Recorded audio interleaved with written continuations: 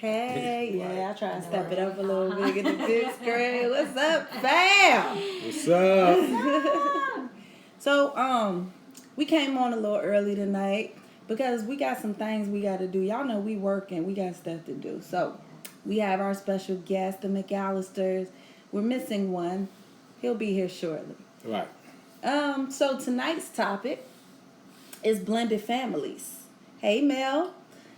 So we're talking about blended families and the effects that they have on you, your families, your kids, and things like that, and how you all deal with blended families. And we're looking for some feedback on that. So who wants to start? So basically, there are situations where you guys come together and already basically have a family intact. So now trying to blend those families together. The question is, how do you do that? Are there difficulties in it, or what's your feelings on the blended family? Not only the blended family, but a situation whereas you came out of another relationship, but you had built a relationship with that person's kids, so you consider them like your kids. So now that you're entering a new relationship, what is your take on accepting all those kids, not even a biological? So there's different topics here. There's just a regular blended family, and then a blended family with extras. So what's your take on that? How do y'all handle that? Ronnie. Is that like the biological, the blend of the biological children? And the yes. Yeah. The inherited. Yeah. The inherited. Definitely Correct. the inherited. Inherited ones. So Ronnie and I, basically, we blend the family. Blended. So we everything with us is gravy. I actually have a daughter that is not necessarily my biological, but I've raised her as my daughter. So I always consider myself having 3 kids before I, met Ronnie and had 5. Mm-hmm. So, and I accept all 3. Yeah. So we handle it pretty much. We just handle it as if they're all kids. So, Mr. McAllister's in the house now, y'all. And they are also a blended family. Right. So we got 2 blended families here. So a total with Ronnie and I is 5, and that's including my 2 biological, her 2 biological, and my 1 inherited. But we consider them all the family. They all come over. We do things together, things of the nature. No issues, no hiccups, and things of the nature. So we just want to know, we just want feedback, or let's talk about it. And also, like, what is the case when you have the blended families and the mother or father of those families causes friction, doesn't want you to be around, doesn't accept your new spouse or your new relationship? How do you guys handle that? I mean, we don't have those problems. Actually, my daughters, right, that does deserve a hand clap of praise. Lord have mercy. My daughter's fathers met Dre, and that was that. And I deal with, my daughters are older, so I deal with them and pretty much them only, unless something is necessary to speak to the father about. Dre's kids' moms have well wished us and gave us good wishes of happiness and joy, and that's been that. They don't come for me. Yeah, I actually also have a good relationship with my inherited daughter's father. I mean, we like best of friends, whatever. Matter of fact, he just hit me the other day. So I like all around the board, we kind of just gelled. He respected the fact that I came in and raised Jasmine as she is my biological, which I continue to do. But no issues. So we just want to know if you guys are in a situation like that. Have you come across a situation like that, or what is your take on that situation? So that's what we're here to do tonight. And in addition, my daughter has brothers and sisters from several different moms. She has 2 brothers from one mom and a sister from another mom and another brother from another mom by way of her father. And guess what? All of the mothers work together. Her father travels a lot, and we all work together to make sure that those kids are okay. We live in different parts of the world, and we make sure that they connect and still do things together. As a matter of fact, I spoke to one of them tonight. Said, "We talking about blended families? You watch the show tonight." show. You know, we get together and do birthday parties together, and we do everything together. So it's not a matter of so much the parents, but more so the kids. What's up, McAllister? What y'all got to say about this one? You know, y'all situation, y'all almost live in a perfect world. Concerning the blend, if it's not just a we could talk about our ethnicity. Commonly, you know, we have catchphrases. You know, we got the baby daddy, and then we got the baby mama drama. You know, these phrases have merit. You know, they come from a place that many people deal with. So it isn't your situation. Praise God for your situation, but it isn't common. Right. But also, y'all got together at the age that you are and had your children younger. So that's a benefit because the children are older and you can just relate and communicate with your children. Everybody don't have that situation. Right. And so, you know, depending on how soon or how fast you move to your next relationship, some people in the prior relationship haven't healed.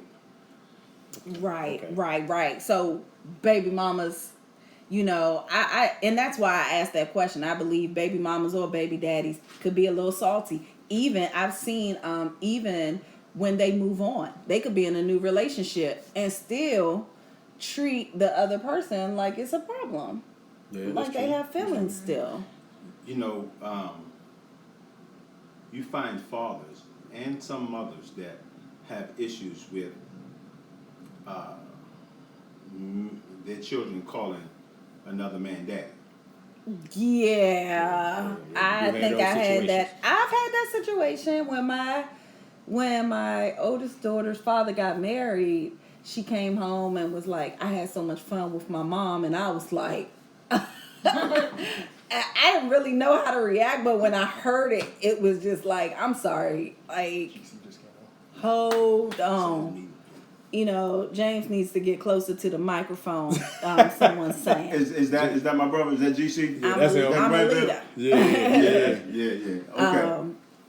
Can barely hear him. He said he can barely hear you. So what James is saying is sometimes in situations of blended families, you can have a party in that family, mother or father, that still has feelings for the other party. And it's, you know, shady. You know, like you had that baby mama drama and they treat you like crap because they don't like you being, you know, with the other person because they feel like that's their person, you know, to be with. Can't do that. It's taking everybody away. Trying to find closer. We good? All right, we good? yeah, All we right, good. okay. All right. Hey, y'all, we good? Yeah. Okay. We blended. We blended. We blending. Blending. So does anybody on here have drama? You know, like Or is anyone on here basically a blended family? And again, how do you guys How do you handle deal it? I with mean, there's no right or wrong answer. Everyone's situation is gonna be different. So we just like I said, we just talking on here. We just family. So You know, in today's world, most families are blended. And Yes. if we really want to talk about it, blended families come from our origin. Jesus is part of a blended family. all baby mamas were one night stands, so I didn't have no issues. Woo! Well, And okay. so, I would think the opposite. I would think if they were one night stands, you had a baby with well, them. They well would be... you don't have anything invested in them. It's not a real love thing. There's no real feelings involved. nah, you didn't promise them anything. It was a one night stand. They didn't foresee a future. Right. So right, so it was what it was. You knew what it Yeah. was. You got into it. You slipped when you should have didn't got. Hello. Got caught up. So Love you too, Tasha. but no, the blended family thing is, it can be beautiful because it's really supposed to be all about the children. Right. The reason that the blended family thing doesn't work is because the adults Right. haven't gotten past or carrying their own issues, and not ready to, really to move on, and they're just trying to cause trouble in your life, and they know what they're doing when they do it. Right. Yeah. And so it's either that they intentionally trying to cause you trouble, or they just haven't moved on. Right. And so they're supposed to be big. It's supposed to be about the children. People are supposed to have moved on and raised the children. Now about calling somebody else daddy, my wife commonly tells me that It was all about the kids. We had no feelings involved. my wife commonly tells me that what we are dealing with are choices. Choices that we've made. Right. And so really it's a bed that we laid in. So Literally. why should the children have to pay for choices that the adults made? Some people don't think like that. So it behooves you to be grown. Yeah. And as a parent, your job is to give your child a better life than what you had. And you know what really upsets me is when you have a mother that is just salty about the father moving forward, and he's actually a good father, but you take that child away from him because you don't agree with the person he's with, or you don't like that he's moved on. And you know how many men are paying for not choosing that woman? Right. yes, I do. And they use the child against the father. Yes, I do. It's millions of us out here that have dealt with that situation, and so And guess who suffers for it? The children. The children do. But what do we do when we're dealing with? See, you know what my wife and I deal with. I'm gonna tell you a place we came to. We say that our marriage is perfect. Yeah. It's the things and the people attached to us that cause us to have The friction, drama. yeah. Right. Because we love our children. Yeah. And so attempting to love our children, and protect our children, mothers are real. Fathers are too. Yes. Yeah. I can't. So it's when we're trying to. Here's the thing, when you're not with your child and you can't raise your child, it becomes a real heartache and a real weight that you carry. Yeah. Right. Yes. My wife would feel my pain. Holidays I didn't wake up to my children was a real struggle. She could feel my energy. And feel my hurt and want to do something about it. And I thank God for my wife. She's rallied, surprised me, all my children together, and had them surprise me, man. And I was on cloud 9. And I thank God for having a wife that feels and knows your pain without you speaking on it. Right. You know what I mean? And That's big, yeah. So there are a lot of people, man, that are dealing with this issue, and it's a real issue, and people need to really talk about it. Yeah. So what's going on, in your home. What particular situation are you dealing with? Put the question out there. Let's talk about it. Right. To piggyback on what James said, I actually had a situation like that. And now that I don't even know if I was thinking about it, but Ronnie took it upon herself because she felt that it was something I needed, and after the fact, I felt that she was correct. So same thing. She reached out to my kids, created this dinner, and so my girls, I seen throughout the year, whatever. My son I haven't seen since Christmas. I haven't physically talked to him like a week or two before Father's Day, right? What's up, Say? Shout outs to Say. So, she put this dinner together, reached out to my son, and he came, and we had a good time. And I didn't realize that I needed that, and for her to recognize that without even us having a discussion about whatever, she just felt it. Like piggybacking off what James said, y'all. So when you connected to a soul like that, man, it's nothing like it. So I thanked her then. I thank her now for that. because it ended up leading to a more difficult and needed situation. So I needed that more than I thought in the future, brought something to light that she was on it. She was on it. We didn't know, but she was on it. So I really do appreciate that. So yeah, James, you're absolutely correct about that. You know, sometimes like when guys deal with stuff, they deal with it differently than women. That's why you need that balance that we talked about. You have women who are more sensitive and loving and caring and see things, that guys may see as well, but they don't want to kind of push or pursue certain things and won't do it. And especially if there's nobody to say, hey, go ahead and do this. They're going to let things go, let things die. Don't deal with stuff. Women may, say, hey, baby, I think you need to deal with that. And they may find a way to get it done, But tonight we're talking about blended families and people that have issues with parental figures of blended families, and those who have great blended families and don't have any problems going forward and deal with your kids collectively and everything's all great. And then you have those that may absolutely not want to be bothered with you. So Yeah. So James has touched on something earlier, stating that sometimes the women,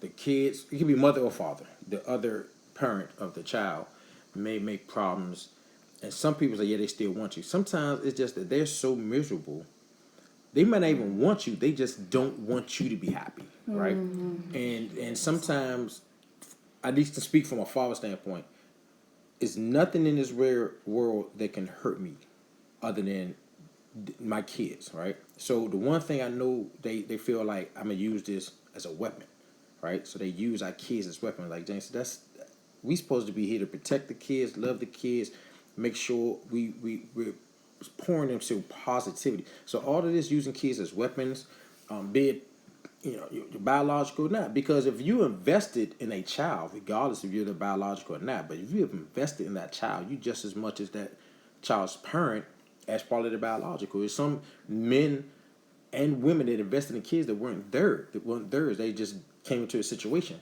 and they invested as if it was. So now for you to be upset and then come back and be like, oh, that's not your child, that's my child, but I've been here raising this child for 10 years or 15 years, whatever the case can be.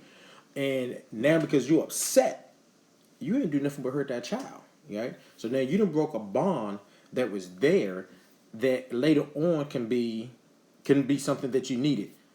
Example, you could be in a situation where it's the only communication that child has is with that other person that may not even be their biological, but because that person poured into them, they have that communication, they have that relationship.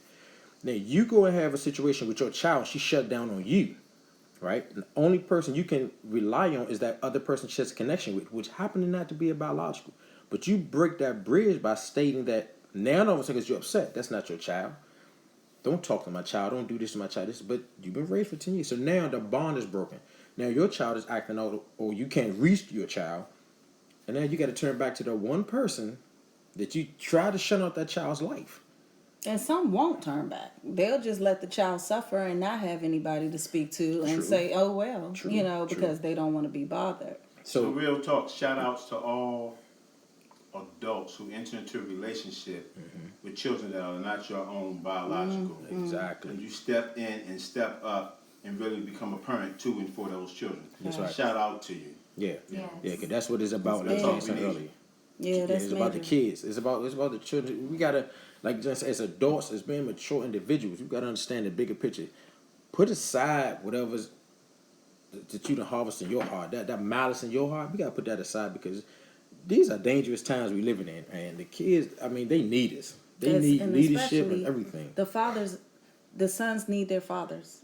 A lot of times, and I hate to keep harping on that, I see that it's the sons that are getting pulled away from their fathers. I don't know what that is about. I don't know why that is. Go ahead, James. I've found that, malice in the heart, that if a man doesn't stay with the baby mother, she'll get this, I don't need you, he don't need you, and separate the child or the son from a father. And I'm not sorry. Only a man can raise a boy to be a man. Exactly. And he needs him. And boys go through so much needing and wanting their father, and they're looking for an image from other men when a lot of men want to be there. A lot of fathers, real fathers, want to be there, and mothers are keeping the children away from the child. Right. You know, for various different reasons because of what y'all are going through. And that child needs a father. And then, I mean, there's some, you know, men who don't stand up. So, like I said, I commend the men that do stand up and become and help cross that bridge for the child and become what that child needs. And, you know, and the Bible calls you a remnant. You know, God has a remnant that will show up, you know. And so, you know, at the end of the day, we all belong to God. And so he knows the plan he has for us. And that's great. Praise God.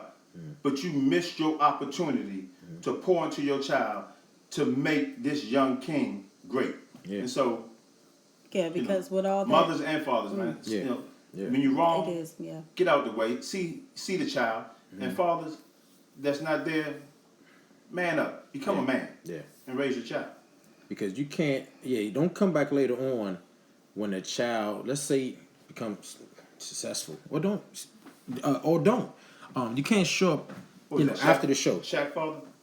Exactly. Yeah, Exactly. As an example, if everybody know the story, Exactly. Shaquille O'Neal was raised not by his biological. He respected the man that raised him. That's what we call daddy, and that's respected. When he made it, his biological tried to step up, kick rocks. You know, so that's one story. Or the fathers, and I'm speaking, or keep saying fathers and sons because I'm a father, so that's what I can relate to. But so if your child, you find out the same son that you know, from your seed, something happened, you know, God forbid, you know, something detrimental happened to them. Now, guess what? You don't even have a chance. That's on your heart for the rest of your life now, because all they probably took was for you to be there, you know, just to sit down, just have a conversation, things of that nature. So take, like James said, for the fathers that's not or hesitant or whatever, step up. They need you. They need you.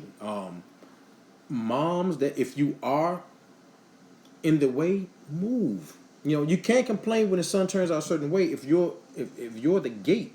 So you're the gatekeeper. You can't, you know, open the gate, let the father do his job. And the same vice versa. If the situation is different, there's a man trying to raise her daughter, let that woman be able to do what she has to do for her daughter to raise her to be the queen she's supposed to be. And the fathers that's trying to be there, and the woman or the baby mother, you know, not trying and trying to keep you away, keep fighting. Yeah. You know, it's not, you know, I know what you go through with the baby mother, but keep fighting. Yeah, it's about your that child kid. is longing for you and need you. Find a way. Yeah. You know, and the truth that child always is yours. comes It's beating because of you. That's your heartbeat. That's your blood. So I was having a conversation earlier today, and I was talking about how important we are. And this is not a racist rant. I love everybody. I don't see color, but I am a black man, so I'm just going to speak on something. It is so important for us to come together. We accomplish so much more together. We are so powerful that others know it and do everything they can to separate it. So how do you do it? I got to separate the families. So you got to be careful to watch what's going on. Just keep a keen eye on that. Why are we under attack so much? Because we're so powerful. Exactly. And we need to teach our young kings how to be future kings. Only we can do that. So be mindful when you're making these decisions. You need to understand the attack that we're under. And not only the decisions, it is also when you're making these babies, because you're having these babies with people, you know, all over the place. You're having babies with people that you care about. But be mindful of those decisions that you're making when you lay down with these people. And affirm your sons. They need to know that you're proud of them. And like Dre touched on, there are so many forces in this country that are against the African American male. And so many of us are being killed because so many of us are fatherless. And they're raising themselves and they don't know how to conduct themselves in this world become empowered and become the future, the next generation. Exactly. And they won't get there because they have so much to fight against. Mm-hmm. So we need the fathers and the rest of the fathers, the rest of the men, to pour into these young black men. Yes. I really feel, I'm sorry, but we are an endangered species. Yeah. Yeah. The young black male. And look at the number of us that are locked up. Yeah. That's a whole nother And conversation. a lot of people for no reason. Yeah. Yeah. Reaganomics. Let's talk about it. You are right. Right. So guys, we're just, thank you for joining us tonight. We're just asking, if you have these situations, if you want to talk about it, feel free to talk to us. Feel free to speak, about your thoughts on it, what you do, things that you do that work, and things that you do that don't. And all of the couples that come together will connect you all with each other to give feedback and everything. We appreciate you guys joining us tonight. If you missed this, you can catch it on YouTube. We will be returning on next Tuesday at our regular time at 7:30. As I said earlier, tonight we got some things to do. Right. So we thank you guys for joining us. Thank the We love you. McAllisters. We thank the McAllisters for joining us and being our special guest tonight. Mm-hmm. And Hopefully we have him again. mm-hmm. Cause these some good topics, y'all. I know all our topics before been peaches and cream, but sometimes, which I was informed, like we have to tackle some of the tough conversations also. Again, we're not here to offend nobody, make nobody feel bad, whatever. We just touched on certain subjects that need to be touched on. That's very, very important for us as couples, fathers, mothers. It is very important. So we touch on things, and this can be so much larger. Again, if you haven't spoken with friends to get them. See, we talking about them forces. See, we talking about. You see that? Beating on the table. Yeah, those are forces. Dre's Dre's beating on the tables of those forces. Oh snap! This on the right. Sorry. I bad. Hi. So, but yeah, so we need a bigger platform because there's so much content that we need. So that's why we truly ask that you can share it and get people to go to YouTube and subscribe, so we can hit our mark and we can take this to a bigger platform and reach a wider audience. Because there's some things that's not being talked about and that needs to be, and encouraging things that needs to be talked about to keep our families together. And again, it's not a racist thing, whatever case may be, but it's important to my heart that as African American couples, we can do it. The picture in society always shows that we fail, right? So we have to change that narrative, because again, it's proof here. We can do it, and we make it look good too. So And only we can do it. right. Hello. Okay. So again, Black Lives Matter. Black Lives Matter. Black families Marriages matter. matter. Right. Black marriage matter. Yeah. So Find us at the Dre and Ro Show and click that subscribe. appreciate y'all. We appreciate y'all. All right. Have a good night. God bless. Good night. God bless y'all.